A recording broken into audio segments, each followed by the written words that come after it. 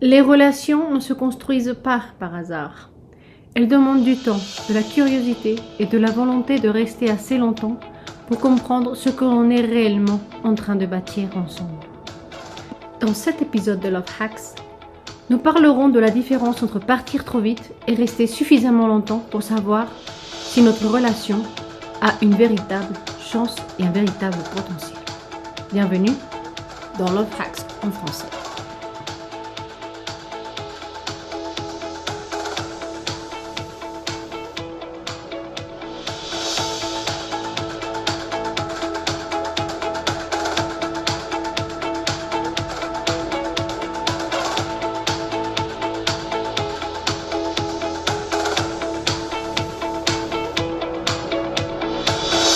Salut, c'est Maïkaïla et aujourd'hui nous allons parler de cette petite raison pour laquelle à chaque fois qu'on est avec quelqu'un et qu'on voit des petites choses qu'on n'aime pas ou des petites choses qui peuvent nous faire croire que c'est des red flags, on décide de partir en courant et de terminer cette relation avant de se rendre compte si en fait cette relation avec cette personne avait vraiment un potentiel et pouvait vraiment arriver à quelque part. Et pourquoi je tiens tant à parler de ce sujet-là, c'est parce qu'en fait, j'ai remarqué qu'avec les nouvelles générations, plus qu'avant, avec ces nouveautés que nous avons maintenant avec les réseaux sociaux, avec les applications pour trouver quelqu'un, pour sortir avec quelqu'un qu'on ne connaît pas et tout ça, on a cette impression que peut-être on peut trouver quelque chose de mieux ou quelqu'un de mieux de celui avec qui on est. Et on a quand même cette idée de trouver quelque chose de mieux quand en fait, peut-être, on a une idée un peu erronée puisque même si on trouve quelqu'un qui pourrait être mieux dans certains aspects, elle peut être moins bien que l'autre personne dans d'autres aspects. Donc, on peut pas vraiment penser qu'on va trouver quelqu'un qui va élever ou être au niveau qu'on veut dans notre tête, dans tous les domaines qu'on veut. En fait, au moment de changer de partenaire, ce qui va se passer, c'est que peut-être cette personne, elle va être beaucoup mieux à résoudre des problèmes, mais elle sera peut-être un peu plus dépendante de nous. Il y aura toujours des petites choses qui vont pas aller. Donc, c'est ça que je veux vous faire comprendre. C'est que, à la fin, si on part toujours en courant, on sera jamais, mais jamais, on n'aura jamais plutôt assez d'informations pour savoir si la personne avec qui on a décidé d'essayer ou de tenter notre chance est la bonne, si à chaque fois qu'on voit des petits détails que nous n'aimons pas de cette personne, nous font courir et chercher quelqu'un d'autre. Qu'est-ce que je veux dire par là? Je veux dire que les relations amoureuses, elles n'arrivent pas par un tour de magie.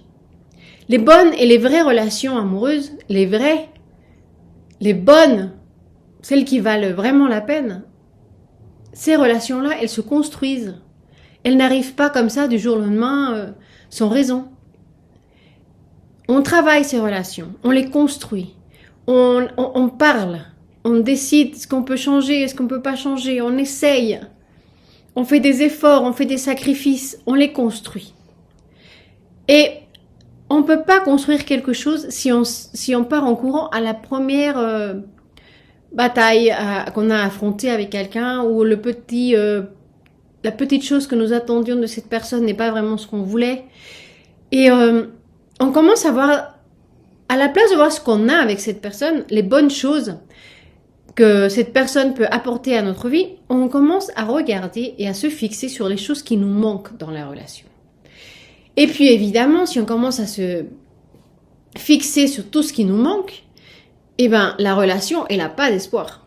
Mais si on commence aussi à voir et à mettre dans une balance les choses qu'on nous avons avec cette personne, avec les choses qui nous manquent, en travaillant avec certaines choses que nous avons déjà, les plus que cette relation nous donne et est en train de nous offrir avec cette personne, cette opportunité de voir si cette personne est vraiment quelqu'un qui vaut la peine, on peut toujours trouver un moyen de boucher les trous puisqu'on commence à se connaître de mieux en mieux, on peut parler de mieux en mieux, on peut se communiquer de mieux en mieux, et toute cette petite chose qui nous manque, eh ben, peut-être que quelques-unes, on est capable de les boucher, puisqu'on trouve la manière de réparer ou de les faire marcher. Puisqu'à la fin, nous sommes en train de construire quelque chose. Qu'est-ce que je veux dire par construire? Eh bien, moi, j'ai toujours eu cette idée, que nous, comme individus, nous avons tous une boîte. Nous sommes tous une boîte. Et dans notre boîte, il y a des égratignures, il y a des trous, il y a des moments où notre boîte, elle est vraiment très lisse et parfaite, et d'autres moments où on voit qu'elle est un peu frissée, et d'autres où elle est vraiment trouée, et d'autres où on a l'impression qu'il manque quelque chose. Notre décoration n'est pas parfaite, on veut trouver quelque chose. Mais il se trouve aussi que l'autre personne, eh ben, elle a sa boîte aussi. Et sa boîte, elle est comme ça, avec des différents trous peut-être, ou des différentes décorations, et même peut-être des différentes égratignures. Mais ça ne veut pas dire que ces égratignures et la nôtre ne sont pas compatibles. Et ce que je veux dire, c'est que souvent, on a l'impression que si la personne n'est pas dans le même genre de boîte que nous, ou dans l'autre boîte, et elle s'installe dans notre boîte et laisse tomber la sienne, il n'y a pas de juste milieu, ou il n'y a pas de façon de faire marcher les choses. Et en fait, moi j'ai la croyance qu'en fait, on doit trouver un moyen de trouver une solution et voir si nos beaux côtés et les bons côtés de notre boîte sont compatibles avec les bons côtés de sa boîte. Et ceux qui sont compatibles peuvent nous servir pour construire une autre boîte, une boîte à nous. Cette boîte va nous servir pour construire des nouvelles choses, pour guérir des trous que nous avons dans nos boîtes, de fixer ces égratignures qu'on peut avoir dans notre boîte et que cette personne peut voir la solution. Mais aussi, il faut être bien clair, que sa boîte ne va pas rentrer 100% dans notre boîte non plus. Il y aura des choses qu'il va falloir laisser à l'extérieur. Et les laisser à l'extérieur ne veut pas dire que vous devez les oublier. Ça veut dire que ça va être une partie de vous qui va rester dans votre personne, dans votre façon d'être un individu, et que vous pouvez toujours continuer à faire. Peut-être que vous avez différentes façons de vous distraire. Peut-être que vous aimez aller en boîte et l'autre personne, elle aime bien aller lire un livre. Je veux dire, chacun doit respecter aussi l'unité, mais aussi doit respecter aussi l'individu et les choses qui viennent avec l'individu. Si on arrive à faire tout ça, eh ben, c'est parce qu'on arrive à travailler dans les petites choses qui sont pas forcément alignées à nos désirs ou à nos volontés, ou à des choses que nous aimons, ou des choses que nous trouvons que c'est les choses qui doivent être parfaites. Et comme ça, nous sommes capables de construire quelque chose de nouveau, quelque chose à nous, quelque chose à notre relation, qui appartient à notre relation, et qui peut faire que cette relation marche. Mais si on voit une égratignure qui nous plaît pas, et on décide que ça ne marchera pas, et de tourner le dos à cette personne, eh ben on va jamais trouver une relation durable, une relation qui ait un futur pour grandir et de nous donner quelque chose de merveilleux. Puisque à chaque chose qui nous gêne, on part. Les relations sont pas simples. Les relations, c'est beaucoup de travail. Et moi, je peux vous dire que si on se donnait l'opportunité d'essayer de connaître la personne que nous avons en face de nous, et que cette personne, elle peut venir de milliers de manières différentes, peut-être que cette personne pouvait se présenter à vous d'une manière complètement inattendue. Une personne qui vient d'un autre pays avec d'autres coutumes, avec d'autres visions de vie, et cette personne peut être la bonne pour vous, mais si vous lui donnez pas l'opportunité de la connaître, et vous n'êtes pas curieux par rapport à cette personne, ça va être très très compliqué de construire quelque chose pour avoir une relation amoureuse durable dans un futur. Je sais que ça sonne un peu compliqué, je sais que ça peut être quelque chose qui nous fait peur, c'est vrai, parce que se donner l'opportunité de connaître quelqu'un, c'est se donner l'opportunité de se rendre compte qu'on s'est trompé. C'est aussi perdre un peu de temps si on se trompe, mais ça peut être aussi le loto qu'on gagne. Ça fait peur d'investir sur quelque chose qui peut être un choix qui n'était pas le bon. Mais comment peut-on savoir si un choix n'est pas le bon si on ne prend pas le risque de trouver cette réponse? Donc, on doit prendre des risques. Je sais que c'est compliqué pour prendre des risques. On n'aime pas prendre des risques, surtout quand ça peut être quelque chose qui peut nous faire du mal, où on peut souffrir, où on peut être déçu, où on sait que les ruptures c'est dur, on sait que les fins de relations sont compliquées. Mais si on croit qu'on va trouver quelqu'un juste comme ça, au milieu de nulle part, comme un tour de magie, qui va faire exactement et remplir toutes les cases de notre liste, et va nous donner la relation parfaite que nous cherchons, que nous rêvons, et ben on va pas la trouver, parce que ça n'existe pas. On va pas trouver une personne qui aura tout ce qu'on cherche, qui aura toutes les cases remplies à 100%. Il y en a une case qui sera peut-être à 100%, ou 2, même 5, mais peut-être que les 3 autres, elles vont être pratiquement vides, ou d'autres qui vont être remplies à moitié. Mais à la fin, nous aussi, on va être dans la même situation que les autres personnes que nous sommes en train de juger. Ce que je veux dire, c'est qu'il faut qu'on arrête de juger la personne ou la relation. Il faut qu'on se donne l'opportunité de semer quelque chose pour être capable d'avoir quelque chose qui puisse grandir, qui puisse avoir des racines et qui puisse nous donner une relation durable et merveilleuse avec quelqu'un. Parfois aussi, on croit qu'investir dans une relation signifie s'accrocher coûte que coûte à cette personne ou à cette relation. Mais en réalité, investir, ce n'est pas rester aveuglement avec quelqu'un. C'est rester suffisamment longtemps pour vraiment apprendre qui est l'autre. Savoir ce que cette personne a vraiment à nous apprendre, à nous apporter, à nous faire voir, à nous faire entendre. Des choses que nous ne sommes pas peut-être capables de les voir de la même manière, ou elle va peut-être nous ouvrir des yeux et puis nous faire voir d'autres points de vue qui peuvent aussi nous aider dans un futur.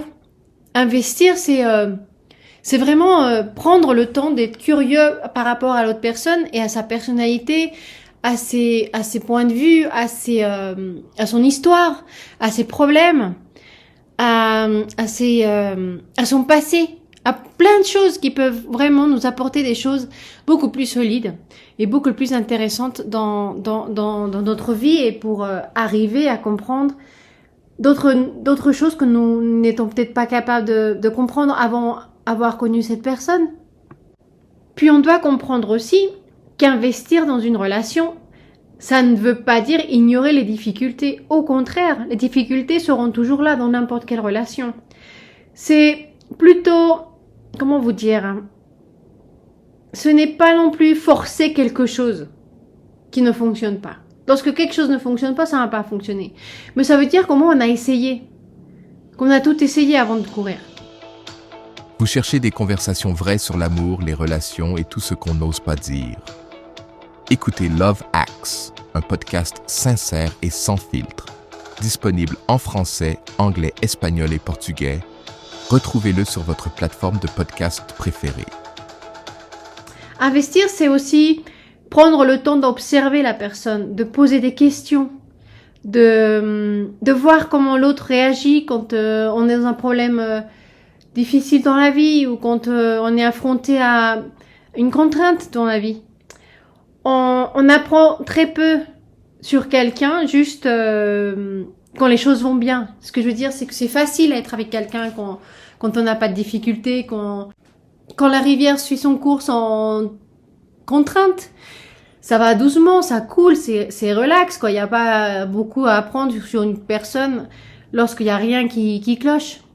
Mais lorsqu'on a des difficultés, on va voir comment cette personne va réagir. Est-ce qu'elle sera là pour nous? Est-ce qu'elle va se laisser perdre par la situation? Est-ce qu'elle va nous donner du courage? Est-ce que cette personne a des réponses ou peut-être une réponse ou une façon de nous donner la main qui va nous aider à sortir en avant de cette problématique? C'est toutes ces choses-là que nous devons prendre en compte avant de partir juste parce que quelque chose ne nous plaît pas. On ne doit pas partir juste comme ça parce que quelque chose nous rend nerveux, on sent que ça y est, c'est la fin et que ça va pas marcher. Quand on n'a même pas pris le temps d'investir quelque chose à propos de cette personne pour voir si c'est la bonne pour nous. Il faut être conscient que c'est surtout dans l'inconfort, dans les désaccords et dans les limites que les vraies relations, les vraies informations apparaissent en rapport à cette personne, à celle qu'elle a, à ce que cette personne a vraiment à nous offrir dans une relation. Et pourquoi? Eh ben, parce qu'il y a les fondations de la relation aussi. Et ça, on va en parler aussi. Souvent aussi, on tombe amoureux d'une idée, d'un potentiel, ou même parfois on croit que la relation pourrait devenir quelque chose de magique, quelque chose qu'on s'imaginait dans notre tête et on a des idées de ce qu'on veut et ce que cette relation peut devenir. Mais ce que je veux dire par là, c'est que construire quelque chose demande connaître la personne réellement. Pas une version idéalisée, pas quelque chose qu'on voudrait que cette personne soit, mais ce que cette personne est vraiment. Et connaître quelqu'un, c'est avoir, comment dire, c'est plutôt voir comme il ou elle, dans ce cas, gère la frustration aussi, la communication, la responsabilité ou ses émotions, ou comme cette personne va réagir si vous avez une conversation assez importante et vous mettez des limites. Si cette personne va respecter vos limites ou si elle va vraiment passer comme si vous avez rien dit et elle va passer ces actes-là comme si elle passait sous le dard du triomphe. Je veux dire, elle n'en a rien à faire. Donc, c'est important de voir toutes ces réactions pour voir si cette personne, déjà, même si elle a des réactions qu'on va pas aimer, on peut peut-être les supporter ou si en parlant, on peut les arranger ou les améliorer. Voilà ce que je veux dire.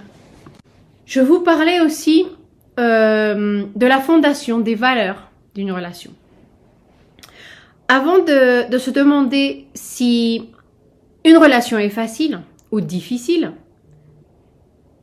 il est plus utile de se demander si, ou plutôt, pourquoi cette relation doit être construite. Qu'est-ce que je veux dire par là? Les valeurs fondamentales d'une relation ne sont pas la passion ou l'intensité. Les relations et les vraies fondations sont plutôt si cette personne est capable de vous donner une sécurité émotionnelle, le respect dont on a besoin dans une relation, la cohérence ainsi que la capacité de communiquer même quand la situation est inconfortable. Qu'est-ce que je veux dire par sécurité émotionnelle? Eh bien, tout simplement, c'est est-ce que je peux être moi-même avec cette personne? Est-ce que je peux être moi-même sans avoir peur d'être puni, jugé, ignoré, rejeté? Est-ce que je peux être moi-même sans avoir des doutes? Est-ce que je peux être confortablement moi-même et je me sens bien quand je parle avec cette personne? Ça donne un sens de sécurité. Ça vous laisse être vous-même, ça vous laisse vous exprimer sans avoir peur d'être jugé ou être mal entendu et que ça va faire tout de suite une histoire. Ça, c'est quelque chose qui vaut vraiment la peine de bien comprendre parce que se sentir en sécurité dans une relation, c'est vraiment quelque chose de très très important. Qu'est-ce que je veux dire par cohérence? Eh bien, par cohérence, est-ce que les paroles et les actions de cette personne sont alignées avec le temps, avec les choses qu'elle fait? Quand elle dit quelque chose, est-ce que ce qu'elle fait correspond à ce qu'elle nous a dit qu'elle allait faire ou il allait faire? Est-ce que lorsque elle nous ou il nous dit quelque chose, ça a ça a un sens réel et ça sonne pas plutôt comme quelque chose qu'elle a inventé ou il a inventé comme ça de nulle part? C'est ça la cohérence. La cohérence, ça nous dit aussi si cette personne c'est plutôt quelqu'un qui va plutôt raconter des histoires au lieu de vraiment assumer quand cette personne elle a commis une erreur, elle va carrément assumer son erreur et s'excuser. L'autre personne elle va peut-être juste nous donner des excuses. C'est tout ça, c'est de la cohérence. Puis de la responsabilité. La responsabilité, là aussi, l'exemple que je viens de vous donner, rentre dans cette catégorie aussi. Et c'est aussi quand cette personne sait reconnaître, comme je viens de vous dire, ses erreurs, ou elle devient plutôt une personne, comme je vous le disais tout à l'heure, à vous donner des excuses et à toujours culpabiliser l'autre et jamais être responsable de ses actes. La cohérence et la responsabilité dans ces cas-là, ils sont souvent de la main, mais pas toujours. Parce qu'il y a des fois, il y a des gens qui, évidemment, sont capables de dire ce qu'ils font et les choses correspondent, mais parfois, ils sont pas aussi responsables lorsqu'ils disent, ils commettent des erreurs. Mais être responsable de ses actes, c'est vraiment quelque chose de très important parce que, en même temps, ça vous donne de la sécurité avec cette personne. Vous savez que cette personne, elle a la maturité aussi d'être capable d'assumer quand elle commet des erreurs ou quand elle dit quelque chose qu'elle ne devait pas dire ou quand il y a des problèmes par rapport à des situations dont elle n'a pas pu vraiment assumer son papier ou son rôle, on va dire. Et elle ne culpabilise personne d'autre, mais elles seront responsables et elle assume. Parce que des fois, c'est pas une question de commettre des erreurs, c'est peut-être que c'est à ce moment-là, elle n'était pas capable ou il n'était pas capable d'arriver au moment où il était censé arriver parce que quelque chose est arrivé et puis cette personne, elle assume totalement que peut-être à ce moment-là, elle a agi d'une manière irresponsable quand il fallait vraiment assumer à ce moment-là. Donc, ces choses-là sont vraiment très très importantes à prendre en compte et à voir parce que c'est ça les vraies fondations d'une relation. C'est pas si la personne elle est belle ou si la personne elle est riche ou elle est pleine de succès, parce que être plein de succès, ça ne veut pas dire que tu es une personne responsable non plus. Hein. Je veux dire, tu es peut-être responsable au niveau boulot, mais par rapport à ta vie de couple, tu peux être vraiment irresponsable et avoir zéro de maturité par rapport à tes émotions. Donc, il faut pas avoir des fondations sur des choses superficielles. Sinon, plutôt sur des choses durables, des choses qui ont vraiment des ciments très solides. Qu'est-ce que je veux dire par là? C'est à peu près comme construire une maison. Et l'histoire des petits cochons avec le loup. Quand il y a le vent, il n'y a pas de fondation solide, et ben le vent, il va emporter la maison. Et quand il y a du vent et que notre maison a des véritables fondations profondes qui vont sous terre et elle est construite en briques, ben peut-être même si il y a un tourbillon qui passe et un ouragan qui passe juste après, ça va peut-être pas détruire notre maison. C'est ça, avoir vraiment des vraies solides fondations pour faire durer une relation dans notre vie. La question aussi que peut-être vous allez me poser, c'est quand ça vaut la peine de rester avec quelqu'un et quand est-ce qu'il vaut mieux partir? C'est une bonne question, je dois dire. Mais je veux être très claire ici parce que rester pour comprendre, ce n'est pas la même chose que rester pour souffrir. Il y a une différence entre une relation qui demande du travail et une relation qui érode constamment ton bien-être. Si cette relation, elle te fait plus de mal que de bien, évidemment, la question ne se pose pas, il vaut mieux partir. Mais quand cette relation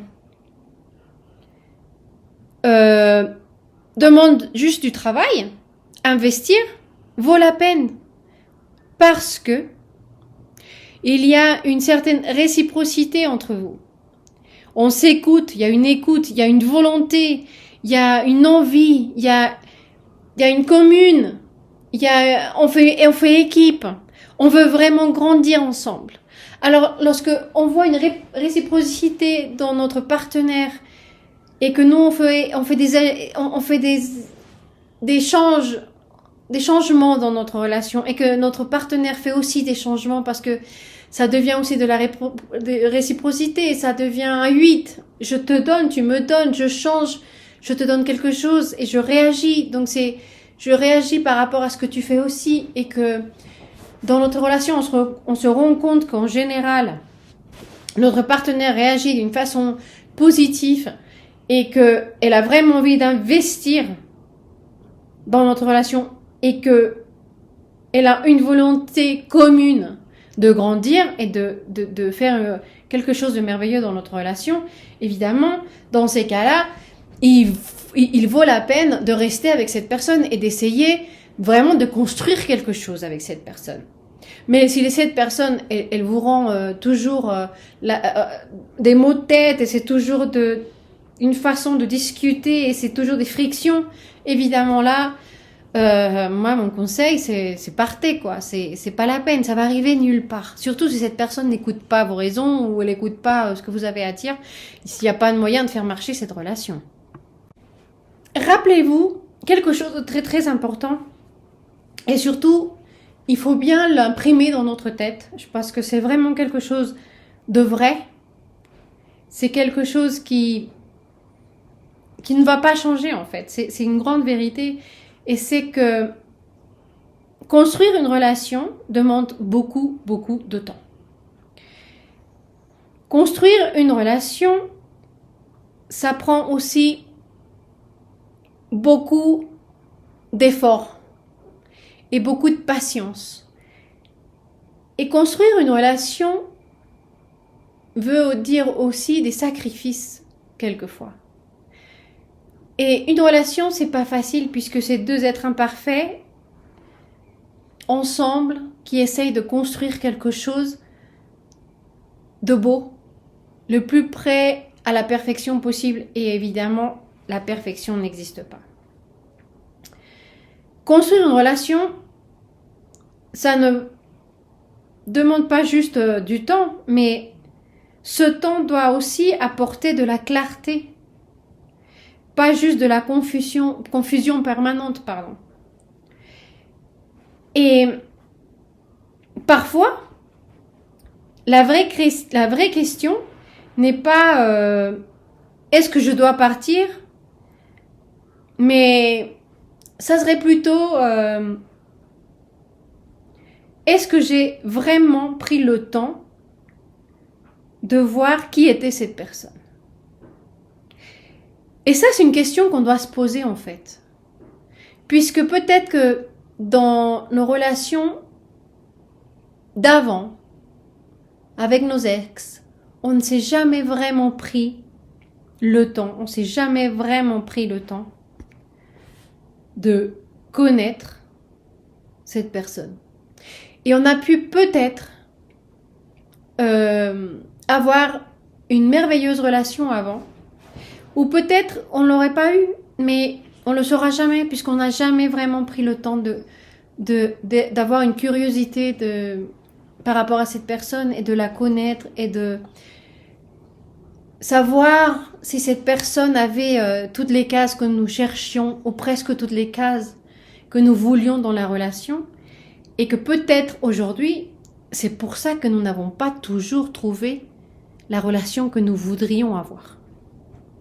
Donc, voilà, je veux vous faire comprendre que les relations se construisent Les relations n'apparaissent pas comme ça au milieu de nulle part par un tour de magie. Les relations, elles prennent du temps, elles prennent des efforts.